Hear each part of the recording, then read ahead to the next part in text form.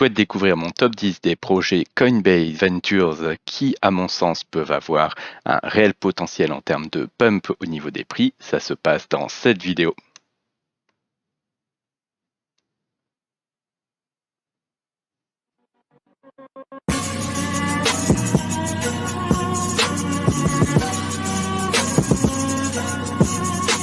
Bonjour à tous, bienvenue sur GoNoGo Crypto, la chaîne crypto où on se pose la question de rentrer ou pas dans les projets.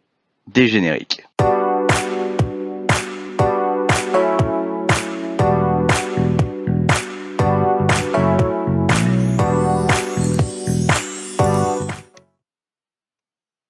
Donc, comme tu le sais sûrement, Coinbase est un très gros exchange régulé aux États-Unis. C'est un exchange qui est très rentable, qui a vraiment une foultitude de features qui font que, à l'heure actuelle, il fonctionne très bien. Une de ces features est notamment son VC, donc qui est tout simplement Coinbase Venture. Donc, Coinbase Venture est une de leurs entreprises qui va investir dans un certain nombre de projets au niveau crypto. Et donc, en fait, dans les différents projets qu'ils peuvent avoir, il va y avoir des levées de fonds qui vont être plus ou moins grosses et du fait des tokens qui vont s'évaluer plus ou moins fort au listing. Et donc, par rapport à ça, moi, il y a un certain nombre de tokens que j'ai identifiés par le passé et que je souhaite vous confirmer aujourd'hui comme étant des tokens qui, s'il devait y avoir un réel bull run et que les gens devraient se mettre à beaucoup s'intéresser aux investissements de Coinbase Venture, il y aurait de belles capacités de pouvoir pump sur un certain nombre de ces projets. Le tout premier projet que je vais mettre en avant et que j'ai déjà mis en avant sur la chaîne, c'est tout simplement Edgeware. Donc Edgeware est un projet sur lequel Coinbase Ventures a investi il y a de ça très très longtemps, en 2020, qui à l'heure actuelle n'a plus qu'une MC de 2 millions, qui a une full diluted value qui est de seulement 2 millions aussi. Et tout simplement, c'est un projet de blockchain un petit peu communautaire, on va dire ça comme ça. On voit qu'en fait, sur les graphiques, il y a eu quand même pas mal de baisses et que là, il est dans une période où il a tendance à remonter, il retouche, il refait quelques touchettes, mais on va dire que les graphes sont plutôt positifs. Moi, je pense que dans un bull run peut-être à venir où il y a eu un certain nombre de personnes qui ont éventuellement pu être saoulées par certaines pratiques des VC, ce genre de projet un petit peu communautaire peut faire sens et pourrait avoir de belles valorisations et du fait avoir des pumps très conséquents. Donc Edgeware a en plus un volume de trading par rapport à sa MC qui est très conséquent, donc c'est vraiment moi un de mes chouchous pour pouvoir partir en éventuel bull run avec lui. Le deuxième projet est donc Karura. Donc Karura en fait qui est la partie Kusama de Akala. Donc il y a eu aussi de belles levées de fonds. On voit que en termes de market cap, on est uniquement à 13 millions, une full diluted value de 20 millions. Donc on n'a pas forcément énormément à avoir peur de ce qui pourra se diluer dans le temps. On voit que durant le bear market, il y a eu vraiment il est parti au sol. On a eu là un très beau pump sur le début d'année, pump qui en fait a déjà relativement bien corrigé et on voit qu'on est en train de se remettre à faire un floor qui est à un prix tout à fait intéressant. Donc tout simplement une capacité de gap vers le haut sur ce type de token, c'est on va dire assez facile s'il doit y avoir une belle tendance et que Akala se met à livrer des choses un peu sympas, de pouvoir envoyer vraiment des multiples qui pourraient être agréables.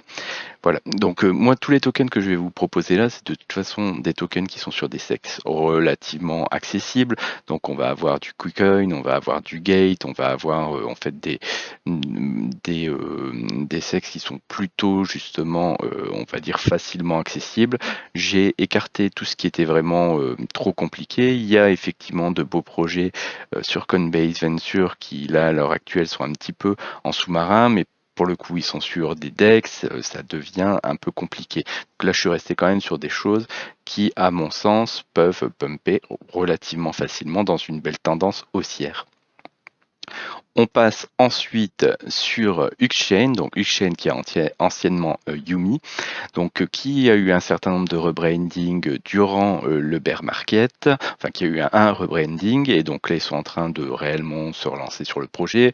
On voit qu'il y a eu quand même un pump significatif au début de l'année qui est recorrigé, et là on est en train de refaire un floor, on est sur une capitalisation qui n'est que de 11 millions de dollars, une full diluted value qui n'est pas énorme non plus.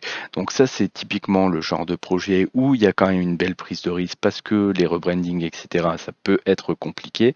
Toujours est-il que s'ils se mettent à proposer des choses sympas et qu'ils profitent de ce rebranding pour un petit peu changer l'image du protocole, ça peut être quelque chose de tout à fait intéressant.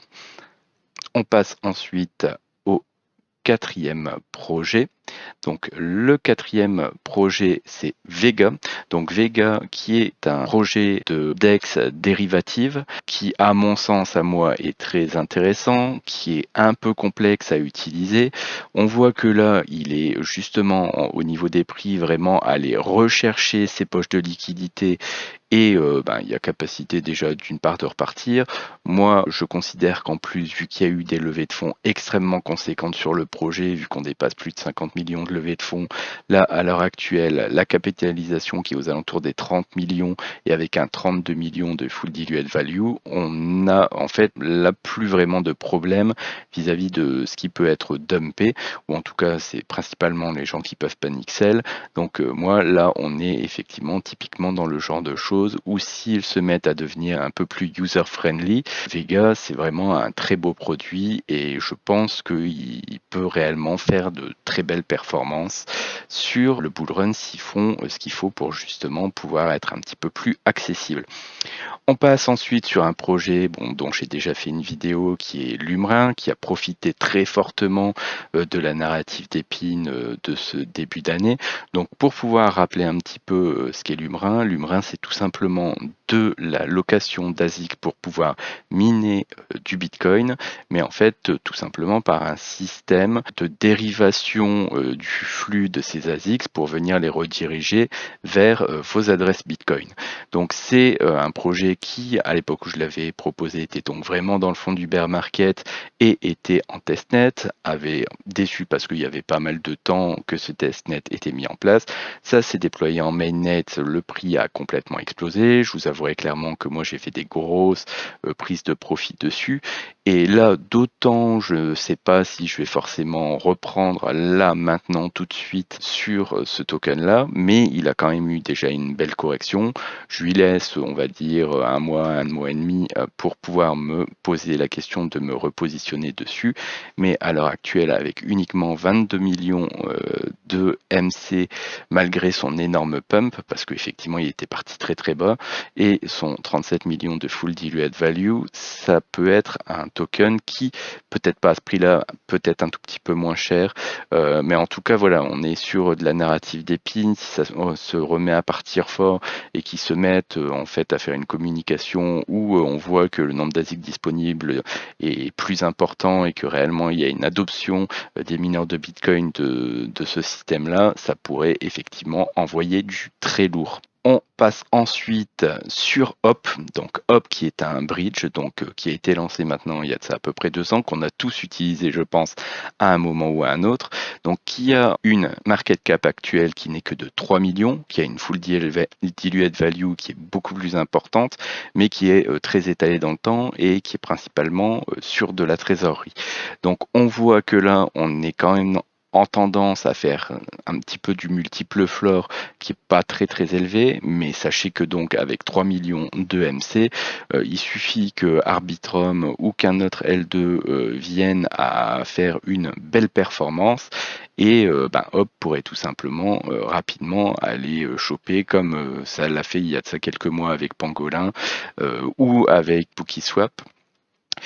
Mais par contre qui étaient des tokens qui étaient un petit peu plus intéressants. Là en fait on est quand même sur un token plutôt de gouvernance mais qui a en fait une utilité en devenir, mais je pense voilà que vu sa MC actuelle et vu l'attraction qui pourrait éventuellement y avoir autour de Hop, il y a tout à fait possibilité d'aller chercher de très beaux multiples dessus. On passe ensuite à Cave Network. Donc Cave Network, dont j'avais déjà parlé moi sur le groupe Telegram sur lequel j'étais rentré, où j'ai pris là un très très beau pump sur ce début d'année et un TP qui était vraiment sympathique, qui là tout le monde est en train de TP, donc il est en train de corriger très très fortement, mais voyez qu'avec 30 millions de MC et une full diluted value aux alentours de 55 millions, là vous le voyez, il pourrait encore corriger en fait jusqu'au floor que vous aviez eu juste avant son pump, mais donc sachez qu'une fois que vous arrivez à ce floor là, on arrive à un prix qui redevient très intéressant et tout simplement avec un projet qui pourrait repump aussi très fort. Donc là moi c'est pareil sur KF, j'attends pour pouvoir reprendre un bag. C'est en tout cas un token qui s'est montré fort réactif au niveau justement de la montée de début d'année, donc c'est un token moi vraiment que je souhaite re-rentrer, d'autant plus que là vu qu'il a vraiment très bien corrigé, j'attends qu'il flore pour pouvoir en reprendre et éventuellement retenter ce qui s'est passé il y a de ça quelques semaines, quelques mois. On passe ensuite sur Open Custody, donc Open Custody qui est anciennement Credo, donc qui a un projet qui a levé énormément de fonds, qui a eu un certain nombre de problèmes, qui là est en train de rebrander, toute l'équipe a été changée, il est en train de nous retoucher justement, c'est d'aller rechercher de la liquidité. Et on est typiquement dans le genre de moment où reprendre ce token-là et vraiment aller le chercher à un bon prix pour pouvoir ensuite repartir. D'autant plus si Open Custody se met à délivrer des choses réellement sympas et que le projet se remet à se recapitaliser, là on est vraiment sur une zone de prix qui est très intéressante. On passe ensuite sur Stader. Donc Stader qui lui a 26 millions de MC et une full diluted value de 100 millions. Mais sachez qu'il y a beaucoup d'actualités sur Stader, donc je vais vous en faire un résumé rapide. Toute la tokenomics va être revue. Là, il y a 20% de la supply qui va être burn. À l'heure actuelle, ils sont en train de proposer en stacking on-chain 35% APR sur le token SD. Et il y a des tas de choses qui vont être annoncées sur ce projet-là. D'autant plus que si vous stackez des ETH sur Stader, on est bien sur un système de restacking, ils ont bien évolué vers un système de restacking et vous allez chercher des points pour Eagle Layer. Voilà, donc Stader, très belle actualité et je pense que le projet, vu qu'il se bouge vraiment pas mal, on pourrait avoir vraiment de belles performances. Et le tout dernier, mon petit dixième, c'est Asto en fait qui est vraiment un projet qu'il a à l'heure actuelle, on va dire plutôt sur une phase testnet, d'ailleurs c'est pour ça qu'il a relativement bien mangé. Il a une full diluted value qui est en dessous de 50 millions et c'est un projet là pour le coup qui est on va dire très différent. Moi que j'ai rentré en portefeuille parce que j'ai été assez séduit par l'idée, en fait c'est tout simplement de la création de NFT mais réellement en deux parties, avec une partie réellement skin et une partie cerveau. Donc forcément vous imaginez que si je vous parle de cerveau, il va y avoir une notion d'IA et d'agent IA au niveau de ces NFT qui en fait seront des NFT évolutifs dont le but va être de les entraîner avec de l'IA. Donc leur permettre en fait grâce à ce token Asto de venir perfectionner votre NFT et le faire augmenter en capacité. Par exemple, là ils sont en train de tester un petit jeu de course ou des choses de ce type-là où en fait votre pilote va venir entraîner son agent IA sur des modèles pour devenir un conducteur qui est de plus en plus aguerri et donc qui sera de plus en plus doué dans les jeux où il va aller. Donc là, Asto, l'intérêt c'est que c'est vraiment un token qui est utilisé dans le fait de venir entraîner cette IA. Enfin, cette IA individuelle, ce NFT intelligent, on va dire ça comme ça. Et en fait, d'autant c'est très expérimental, d'autant je trouve que ça peut avoir vraiment un potentiel. En tout cas, je suis vraiment intrigué par le projet. Et du fait, moi, c'est effectivement un projet que là j'ai rentré plutôt type DCA parce que vu que on est sur du testnet, c'est un petit peu comme ce qu'on avait eu avec l'Umrin.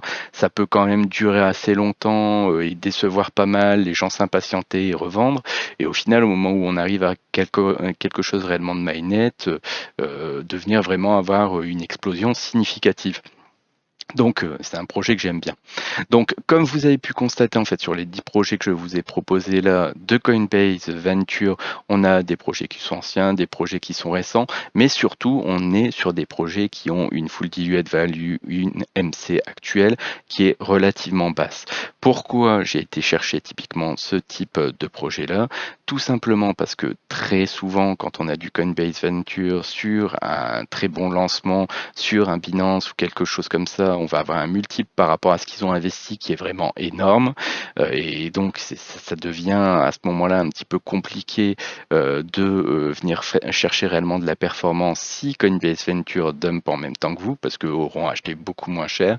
Là, c'est quand même des projets où ils ont été mis en difficulté et où concrètement, on a d'une part un prix qui est pas très éloigné de ce que eux ont payé à l'époque, et surtout, d'autre part, s'ils veulent aller chercher de la performance sur ces projets-là, il va bien falloir qu'ils fassent pump les prix et pump les prix haut, parce que d'autant vous allez peut-être prendre 50 dollars de quelques-uns de ces tokens, d'autant eux, ils ont des millions à évacuer. Pour évacuer des millions, vous avez besoin d'avoir un marché qui est en demande. Donc besoin de créer de l'attraction. Voilà, donc là vous avez 10 projets sur lesquels justement je pense qu'ils vont devoir faire un gros effort pour pouvoir réellement faire des prises de profit intéressantes et du fait vous nager à côté des requins pour pouvoir profiter de ces pumps éventuels. Si vous avez des questions, n'hésitez pas à venir sur le Telegram de la chaîne, il est entièrement gratuit et de ce que disent les personnes qui sont dessus, apparemment, on a une ambiance qui est plutôt cool. Si vous avez apprécié le contenu de la vidéo, les différents éléments fournis, n'hésitez pas à liker, clocher, vous abonner à la chaîne. Sur ce, je vous souhaite à tous un excellent week-end. Merci, au revoir.